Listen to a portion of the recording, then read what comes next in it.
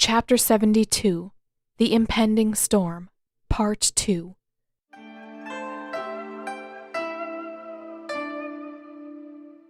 Ugh! Katara flopped back into the snow, sending up a spray of downy, freezing fluff that whipped across Zuko's face. Why is this so hard? Zuko had to wipe his whole face off with his sleeve before the melting snow could drip into his eyes. I did try to warn you that the last few days before battle might not be the best time to try learning firebending. It wasn't like there was any shortage of free time at the moment. Now that the fleet was only 2 or 3 days out, Katara's teachers were apparently too busy to dedicate time to her lessons. Outside of the short periods every afternoon that she spent helping in the healing huts, she'd been spending most of the day out on the ridge with him. And though he was enjoying it, a lot, this probably wasn't the best time for either of them to concentrate on anything too heavily. Yeah, but I've done a little firebending before. After we fell in the lake, for one thing. And then I made sparks to show Master Paku. I know I can firebend. It's just stupidly hard to figure out how to do it again. Zuko frowned. I think there's a difference between firebending when you're freezing to death and trying to learn the whole element. Katara sat up again. I'm not trying to learn an entire element. Yet. I just want it to be possible to do a few things. Zuko gave her a small, lopsided smile. Then, after a second, he asked, What things do you want to be able to do? There's only a few days left. I know. She smoothed one of her loops of hair back away from her eyes. And if you don't want to teach me anything, that's fine too. I sort of want to have every possible option when the fleet gets here. And if I could warm myself up too, that would be nice. It took a moment for him to realize why she might think that he didn't want to teach her. He certainly wasn't the best teacher she could ask for, and this wasn't exactly the best time to start training, but he would still help if he could. Hadn't that always been the case? No, he supposed it hadn't been. Their first sparring match had been just a few weeks ago, and he remembered the mistrust he'd felt all too well. He remembered thinking that Katara was taking advantage of him and using their proximity to gain the upper hand in some future fight. He remembered thinking that they could never be anything more than moderately civil to one another. Agni, all of that felt like a whole different lifetime. He looked down at his hands. Honestly, I'm not sure that anything I can teach you is going to be much use. Not in the few days we have left. I mean, I could try, but your waterbending is what's going to make the real difference. Nobody else in the Fire Nation will know what to do with that. I guess that's fair, Katara said. Then, after a moment's pause, she peered at him from the corner of her eyes. What if I don't need it to be helpful for the battle, though? What if I just need something to focus on so I don't lose my mind before they get here? A scoff. Is that what you're coming out here for? A distraction? Are you complaining about that? He rolled his eyes. Fine. I can try to teach you. She grinned and scooted just a little closer. So what do I need to do first? Zuko gave her his gravest expression. The first thing you need to do, he began, almost mimicking Uncle's tone, is to focus on your breathing and meditate until you find a connection with your inner flame. Her excitement faded, and she dropped her head into her hands. Zuko! That's not very helpful. He couldn't help it. Though it was small, though it was short, though he bit it back as quickly as he possibly could, a laugh escaped him. Sorry, but I'm not sure what else I'm supposed to tell you. That's what Uncle taught me. It's how everybody has to start. She peered up at him between her fingers, gaze lingering just long enough to almost become uncomfortable. His face warmed. What are you looking at? I can't remember ever hearing you laugh before. His heart skipped and he looked away. Sorry. He could hardly remember the last time he'd laughed either. It didn't happen often. Slowly, Katara shook her head. It's not. She swallowed, and when Zuko risked a glance in her direction, he thought he saw her reddening just the tiniest bit. It's a pretty nice laugh. Still, If not for the fact that he was wearing mittens, he would have been wiping his palms against his thighs to wipe away the sweat. I didn't mean to laugh at you. I didn't think that you were. Though she was still smiling, there was also something uncertain in her expression. Zuko couldn't decide whether he wanted to decipher the look or not. What I was going to say, she resumed after a pause, was that meditation sounds a little difficult right now. You know, with the battle coming up and everything. Getting relaxed enough to focus could be hard. Yeah, it definitely can be. He drew in a deep breath and tried his best to ignore the fluttering in his chest. Whatever that feeling was, it wouldn't help him right now. What usually helped me was the breathing exercises. I didn't have to relax so much if I had something else to focus on. A pause. But don't tell Uncle I said that. He'd never let me hear the end of it. Katara's smile warmed a bit. Noted. Never tell the general that his advice works. Not unless you want to hear even more nonsense proverbs every time he opens his mouth. Zuko exhaled and squared his shoulders. If you want to try this, then. Straightening, she nodded. Of course I do.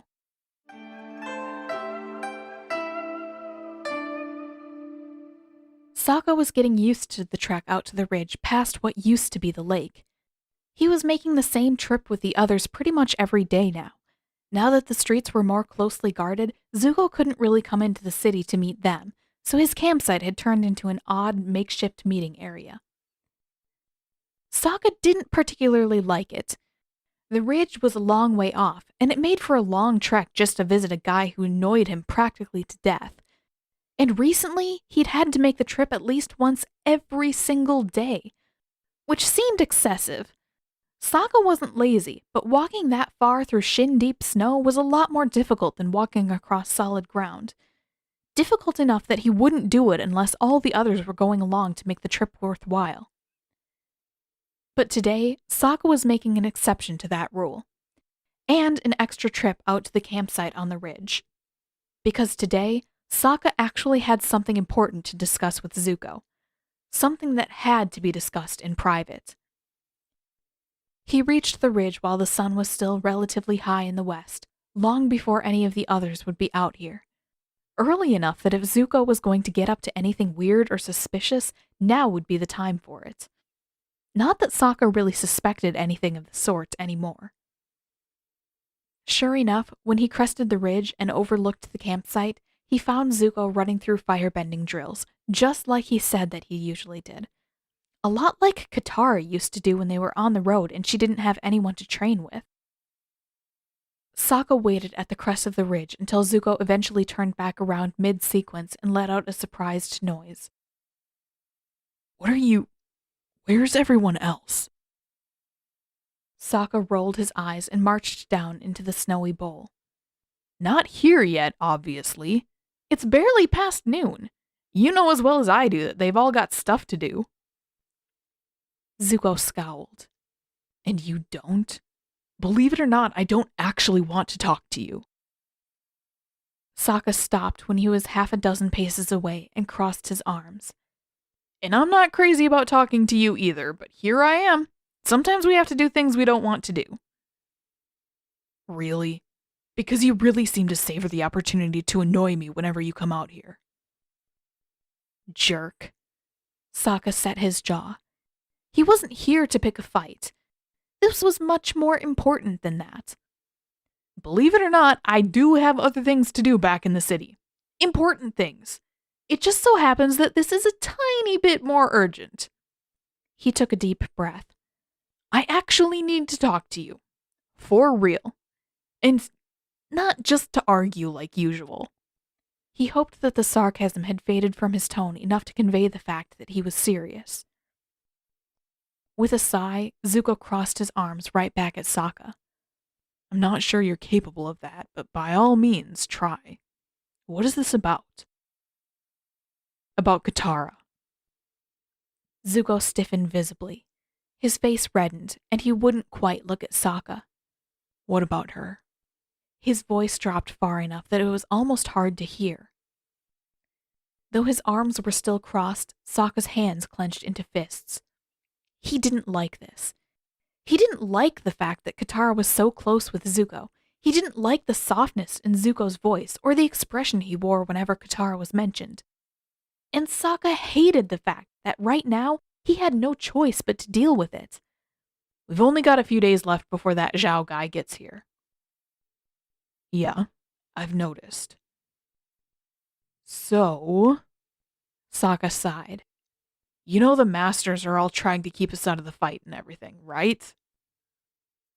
Zuko frowned. Shockingly, I remember. What kind of idiot do you think I am? A great big one? Sokka had to stop and shake himself to keep from blurting it out. He wasn't here to fight. Shut up and let me finish. I was saying that the masters are going to try to keep us from fighting. And, you know, that's pretty annoying. But I don't think any of us are actually going to let that stop us. He paused for effect. Especially Katara. I doubt that she'll even wait for an opening before she jumps into the fight. There was a long, weighty hesitation before Zuko nodded. Yeah, I know that. So? Sokka resumed. That's where you come in. What are you talking about? For a few seconds, the words got lodged at the back of Sokka's throat. He really didn't want to be here talking to Zuko about any of this. It was almost painful. Katara. One way or another, I think we both know that she's going to get right in the middle of the invasion. And since she's not supposed to be there, no one will be looking out for her, and... Do you want me to stop her from fighting or something? No, dumbass! I told you to let me finish! Okay, so maybe he'd been a little too optimistic when he claimed that he wasn't going to argue with Zuko this time. Still, minimal arguing wasn't so bad, was it? Then what? What do you want? I want someone watching her back, that's what. Sokka snapped before he had time to think about what he was saying and let the words get stuck again. And I fucking hate this, but I've been thinking about it for days now, and I can only think of one person who might be able to do that. Zuko stared at him. That's you. I'm talking about you, moron. Zuko's jaw hung slack, and he blinked a few times in quick succession. Sokka took the chance to inhale and steel himself before carrying on. Listen, I'm not an idiot. You're a halfway decent bender. You know more than the rest of us about what the fleet's going to get up to. And I really don't understand it, but for some reason, the two of you seem to get along pretty well. If anyone stands a chance at keeping up with her and keeping her safe when the fleet gets here, it's probably you. For what felt like a long time, Zuko didn't answer. Not for a lack of trying, by the look of it. He wouldn't look in Sokka's direction, but his mouth kept opening and closing until at last he managed to croak. You know the whole reason I wanted to come here was to protect her, right? Sokka gave a half-hearted shrug. Yeah, I got that impression. So why would you think that I'd stop when Zhao gets here? He almost wanted to be sarcastic. He almost wanted to remind Zuko that while he had pulled Katara out of danger a few times, a lot of that danger had been Zuko's fault in the first place. She wouldn't have needed to escape the exploding ship if Zuko hadn't kidnapped her, for one thing. And the time that she'd fallen into the lake had sort of been Zuko's fault as well. But Sokka couldn't bring himself to say any of that. Not when he remembered how Katara had described the explosion and its aftermath. Especially not when Sokka could remember how intently focused Zuko had been on pumping out extra heat to warm her back up after the lake. The guy made stupid decisions sometimes, but when he did, he tended to go stupidly far to make things right again. Sokka rubbed the back of his neck. What makes you think that I'm willing to pin my sister's safety on an assumption? Zuko's mouth pulled to the side. Nothing, I guess. See? Told you I wasn't an idiot. A pause. I've come way too close to losing her before. I'm not leaving it up to chance again. For another few seconds, Zuko was silent. Then, Outside of my uncle, she's probably the first person who's cared about me at all in years. I'll do whatever I can to keep her safe. Sokka wrinkled his nose. I won't lie, it's a little gross to hear you talking about my sister like that. Shut up. Fine. But, if you keep your word, I might stop trying to pick fights with you quite so often.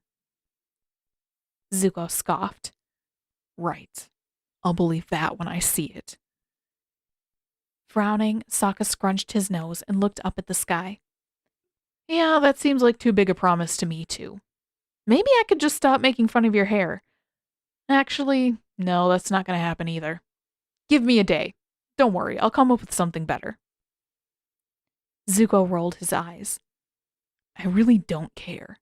If you could stop making everything 10 times more difficult, that would be great, but I'm not sure you're capable of that. Hey, I don't make anything 10 times more difficult. Maybe 3 times harder. But I guess I can try to stop that too. There was a near-deafening squawk from the tent, and Zuko groaned, glancing back that way. Frogface poked his weird, fluffy head out around the corner, then hopped behind one of the stakes and crouched down behind it like the stake was big enough to conceal his entire body. Which it definitely was not. Sokka snorted. How does motherhood feel when your kid's an actual bird brain? That earned him an impressive scowl. Shut up. It's a serious question. I thought you had important things to do back in the city. Damn it. Sokka had said that, hadn't he? Well, he hadn't lied, but he didn't exactly have anything to do right now. Or for the rest of the day, for that matter. Sokka stuck his nose up in the air. As a matter of fact, I do. But first you've got to promise me that you won't tell Katara that we talked about this. Zuko made a face. Believe me, the sooner I can forget this whole conversation, the happier I'll be. Hey, you're not going to forget what I asked you to do, though, are you? Zuko gave an irritated sigh, but when he looked at Sokka again, his expression was solemn and steady. Of course I won't. I swear. Sokka stared for just a moment before he gave a single nod. Good. Then, I guess I'll see you later, Zuko. He paused midway through turning back toward the city. And, thanks.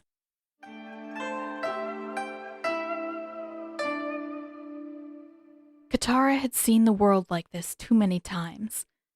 The sky was blanketed in heavy, dingy gray clouds while flecks of ash and soot rained down, leaving a dark, hazy film over everything. This felt familiar. Too familiar. Too familiar, and yet far, far different from anything she'd ever experienced before. Because while there was a Fire Nation fleet bearing down on them, while there was a battle almost ready to begin, Katara was nowhere near the action. This time, she and all the others had been herded out of the city and had gathered around Zuko's camp rather than following the evacuation route farther inland. This time, there were enough warriors ready and waiting that things might actually be okay in the end. That they might all be okay without her involvement. Katara wasn't sure that she liked that. Of course she didn't want to face down an entire Fire Nation fleet herself. She wasn't even crazy about the idea of fighting Zhao's men with the whole northern tribe gathered around to back her up. If at all possible, she would have preferred to avoid the battle entirely. But since the fight was coming regardless, she might as well be down there, doing her part. She ought to at least be close enough to find out what was happening as the fleet sailed in. But all the waterbenders had explicit instructions to keep Katara as far from the fighting as possible. Sokka, at least, had been charged with looking after Yue, and Aang had orders to keep a close eye on the fight so that he could provide support from the air if necessary. Katara, though, was practically useless. She hated it. She hated it more than she'd ever thought was possible. "What is this stuff?" Yue asked, shaking the ends of her braids to knock some of the black flecks out of her hair. On her hair, the bits of soot stood out, but it was nearly invisible on all the rest of them. Katara tried not to think about how disgusting and dark the water would turn the next time she washed her hair. "It's ash," Sokka said. He had taken it upon himself to sit so close to Yue that they were practically touching, and she hadn't objected to it. "Fire Nation ships burn coal, so they put out a lot of this thick, nasty black smoke. And around the poles, it's really noticeable because it turns the snow gray." He paused. "I hope it's so thick out there that the firebenders can't see what they're doing." "It isn't," Zuko answered. His voice was quiet, and he wouldn't quite look at anyone. "The smokestacks are tall enough that we never even smell the smoke unless there's a strong downdraft." "Great. So they can see what they're doing. Just what I needed to hear today." With a groan, Sokka rubbed his forehead. "Anything else you want to tell us? Any other reasons we should be worried about losing this fight?" "Sokka," Yue said softly. Katara glanced over at Zuko. He'd curled up a bit, knees pulled up to his chest and shoulders slightly curved inward. Normally, she thought that she would have felt an impulse to reach out, to reassure him. Today, she couldn't find that instinct. Not when she felt like her insides were trying to twist themselves into knots. And especially not when her mind was overflowing with memories of the other times she had seen black snow falling from the sky. Not when she could see that old, half-forgotten version of Zuko so clearly in her mind. She did trust him. She did know that things were different now, that he was different. Still, it was too difficult to push the memories away at the moment. "I've told you everything I can think of," Zuko said. "Sure, there might be other things, but I just can't think of anything right now." He looked straight across the circle at Sokka. "What exactly do you need to know? I can't read your mind." Sokka frowned for a while, then shook his head. "Can't think of anything. I'd just be a lot happier if we knew what Zhao was up to." A grunt. "So would I. The letter's still in the tent if you think you can figure out what we've all been missing."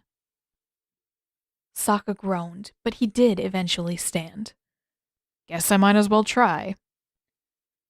Katara let out a slow breath.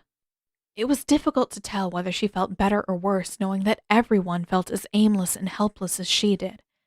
They should be doing more. They should be helping somehow, but it just didn't seem possible. It seemed like they were being tossed aside even though this was very much their battle to fight. She turned to Yue.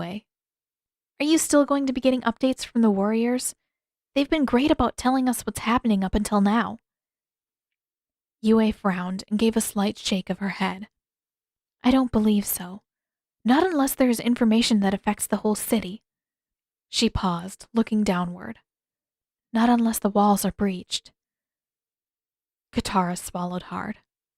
That's not going to happen." She wished that her tone could be as firm, as confident as her words. "They're going to stop Zhao. Things are going to be okay." She could feel Zuko's gaze on the side of her face, and she thought she saw his hand hover just over her shoulder for an instant before he changed his mind and pulled away again. She wished that he hadn't. Even if it was an act, a lie, she wanted someone to tell her that things were going to be okay, even if it was just to make her feel better. "It wouldn't be all that bad even if we did have to evacuate," Aang said. He'd brought his staff with him today, and it rested across his shoulders, held in place by his arms looped over the top of it. "After Sokka and I went out on Appa that last time, I flew along the evacuation route. It's a really good road, and with all the new ice sleds that they made, everyone should be able to get out of the city in just an hour or two." "I'm glad," Yue said softly. "But I do hope that we don't have to use it. This is our home. I can't imagine leaving it behind, even if it's only for a few days." This time, Zuko actually did have something somewhat reassuring to say. There's a reason why the Fire Nation hasn't bothered the Northern Tribe in almost 100 years. The ice fields are almost impossible for us to cross normally, and your people have an obvious bending advantage up here. It's insane to even try. Sokka returned from the tent with the letter and plopped back into his place beside Yue. Too bad that Admiral Sideburns is insane, huh? Zuko grimaced and shook his head. I still don't understand why my father would have approved this. They're going to lose so many good men for nothing. Maybe that other general, Bujing, had something to do with it, Katara offered. You did say that that's what he's known for, sacrificing his own soldiers to win pointless battles. He scratched the back of his neck. His hair had finally grown long enough that it was beginning to hang down in places rather than all standing up in a layer of velvety black fluff. It is. It's just... He sighed. I have a hard time believing that Zhao would ever agree to work with Bujing like that. One of the reasons he wanted to work with my uncle is because uncle is retired and he wouldn't want to take any of the credit. General Bujing, as far as I know, he's still on the War Council. If he helped Zhao plan this, my father might give him all the credit. Wouldn't that benefit both of them? Yue asked. The ability to work together to accomplish something larger is an admirable trait to have. Zuko shook his head. Not in the Fire Nation. Relying on anyone else is a sign of weakness as far as my father is concerned. Which is ironic, considering the fact that he's the Fire Lord and everything is done for him. There was just a trace of bitterness to his voice, but when Katara glanced his way, he didn't really look angry or upset or bitter. It looked more like he was resigned to this, like Zuko was so used to being on the other side of the world, fighting just to stay afloat, while his father never lifted a finger, that it had never occurred to him to question it. Yeah? Sokka said. Great, so why is your father having Zhao attack us? We all know that the revenge thing is utter penguin shit. Zuko stiffened a little. I'm not sure that my father planned this. Oh, come on. A kiss-ass like Zhao has got to be working on someone's orders. Unless there's some rank above Admiral that I've never heard of, then that's got to be the Fire Lord. No. Zhao answers to father, but this couldn't have been his idea. There's no way. There has to be another reason. Zuko's voice had gone tense, and he sat stiffer, straighter than usual. Maybe Zhao lied. Maybe he agreed to some other mission and then came here instead. There's no way that my father would have asked him to do this. Katara felt her brows furrow. They'd all talked about this before, hadn't they? They all knew that the Fire Lord had planned this whole thing. So why was Zuko saying that? The Northern Tribe was hardly a sensible target, but then the Fire Nation hadn't been in the business of being sensible for the past 100 years. The North Pole was the last place left untouched, the last land that the Fire Nation hadn't at least begun to conquer. It stood to reason that sooner or later their focus would turn here. So why was Zuko trying so hard to convince all of them, to convince himself, apparently, that the Fire Lord couldn't have come up with the idea himself? Are you okay, Prince Zuko? Yue asked. He nodded stiffly. Fine. It's just, you try going up against people from your own nation. Any of you. Even if I'm doing the right thing, it feels... When he couldn't seem to find any other words, Katara touched his shoulder. Your uncle helped you get ready for the trip here, didn't he? Zuko frowned. Yeah, but what does that matter? Do you think he would have done that if he thought you were wrong? She prompted. He broke off, and his shoulders slumped a bit again. I don't know. Maybe. But I guess he didn't really try to stop me. Just tried to make me come up with a plan. Sokka looked up from the letter just long enough to smirk. Yeah, that would have been a good idea. By the way, what's up with this pie show partner he's talking about here? Zuko shrugged. Uncle would spend all day playing Pai Sho and drinking tea if he could. I'm sure he's just been inviting my old crewmen for board games. He says that he's got a Pai Sho partner in the North Pole. So? He taught Katara how to play it back on my ship. Sokka frowned and tilted his head a little. Huh. I almost thought that he was saying... But I guess it could be Katara, too. He slouched over the letter again. I see that our genius codebreaker is just as effective as always, Katara said. Not looking up, Sokka stuck out his tongue. Are you trying to lick the letter? Aang asked. Sokka shot him an annoyed look. I'll lick you if you keep asking. You know what? Forget that I said that. It didn't sound the way I thought it would. Zuko snorted. How was that supposed to sound? Sokka tossed a handful of snow across the circle. Shh! I'm working here. Aang popped up from his place between Zuko and Yue and darted around to look over Sokka's shoulder. After scanning the letter once, oblivious to the way that Sokka kept glancing back, obviously feeling crowded, Aang announced, I still think the fact that they wanted to be here for the full moon is important. That's really specific. Plus, they got here early so that they have time to make it into the city before tomorrow. Whatever their reason is, it must matter a lot to them. Sokka bumped Aang with his shoulder. Could you not breathe in my ear? And yeah, that's obviously important, but it doesn't really help us if we don't know why. Yue's brows furrowed, and she reached across to Sokka. May I see the letter again? Yeah, sure. I've pretty much got it memorized by now anyway. Yue smiled distractedly as she accepted the letter, then went directly to the middle of it, allowing the rest of the scroll to hang loose as she reread a section from the center. After only a few seconds, she allowed the letter to drop into her lap and looked around the circle, wide-eyed. I think I know what the Admiral wants. Katara straightened, heart in her throat, and beside her, Zuko tensed so abruptly that she thought he might leap to his feet. What? What's he after? Yue frowned, shaking her head down at the letter again. It's unusual, but with the full moon and all the talk about the spirits, I think he might want to find the moon spirit. Is that even possible? Katara asked. It didn't exactly sound possible. Why would he want that? Aang said almost simultaneously.